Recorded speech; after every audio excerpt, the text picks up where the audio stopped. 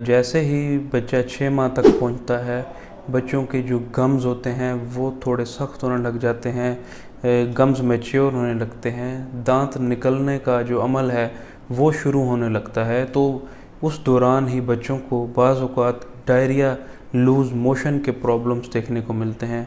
तो ये मिथ्स भी देखी गई हैं कि बच्चों को दांत निकलने के अमल के दौरान लूज़ मोशन अमूमन होने लग जाते हैं। मिथ्स ही हैं, इनका रियलिटी से कोई ताल्लुक़ नहीं है। वालिदैन इसलिए परेशान हो रहे होते हैं कि दांत निकलने की वजह से ही लूज़ मोशन होने लग गए हैं। हालांकि ऐसा होता है कि ये एक ऐसा फ्रेम है, 6 मंथ पॉजिटिव डेवलपमेंटल चेंजेस होने लग जाती हैं। बच्चे हाथों से चीज़ों को ग्रैब करने लगते हैं, सलाहियत पैदा होने लगती है कि वो हाथों से चीज़ों को उठाने लगते हैं। जो चीज़ उनके हाथ में आती है उसको वो मुंह में डालने की कोशिश करते हैं, क्योंकि एक तो उनके रिफ्लेक्सेस बन रहे होते हैं और साथ जब उनको गम्स में, मसूड़ों में इरिटेशन होती है तो वो जब दांतों के नीचे चीज़ें चबाते हैं तो उससे उनको थोड़ा सुकून मिलता है। तो इस दौरान जब वो बार बार इधर उधर से चीज़ें उठा के अपने मुंह में डालते हैं तो different germs, viruses, bacteria, parasites वो जिस्म में दाखिल होने लग जाते हैं। इन्फेक्शन का एलिमेंट नुमाया हो जाता है।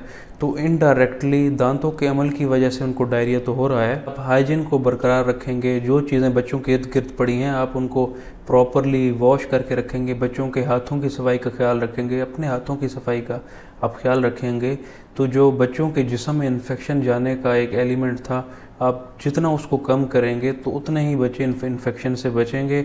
आप टीथर बच्चों को दे सकते हैं जो सॉफ्ट टीथर होते हैं, ताकि बच्चे दांतों के नीचे उनको चबाएं और उनको जो पेन, इरिटेशन मसूड़ों में फ़ील हो रही थी वो उनकी कम हो जाए। उम्र 6 माह तक हो गई है, अब उनके गम्स में इरिटेशन होने लग गई है, उनके मसूड़ों में पुख्तगी आने लग गई है, दांतों का निकलने का अमल वो शुरू होने लग गया है। तो बच्चों में चिड़चिड़ापन, उसके अलावा दांतों में, उसके अलावा जो गम्स में पेन, इरिटेशन, सोजिश जैसे प्रॉब्लम्स ज़्यादा देखने को मिलते हैं। तो इनको ट्रीट आउट करने के लिए कुछ ऐसी जो होम रेमेडीज़ हैं, वाटर कॉटन के साथ, साफ़ कपड़े के साथ उनके दांतों पे लगाएं, इससे उनको सुकून मिलेगा। उसके अलावा जो कैमोमाइल टी बैग्स होते हैं आप उनको कोल्ड वाटर में सोक करके रखें।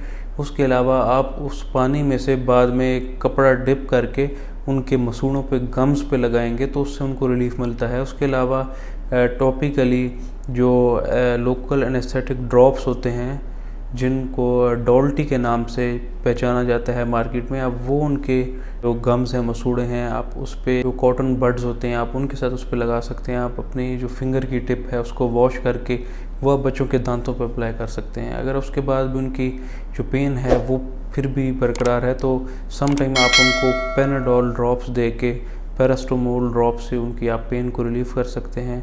उसके अलावा आप बच्चों को टीथर दे सकते हैं। टीथर को जब वो गम्स के नीचे चबाते हैं तो उससे भी उनको रिलीफ़ मिलता है, उनकी जो पेन है वो कम होती है।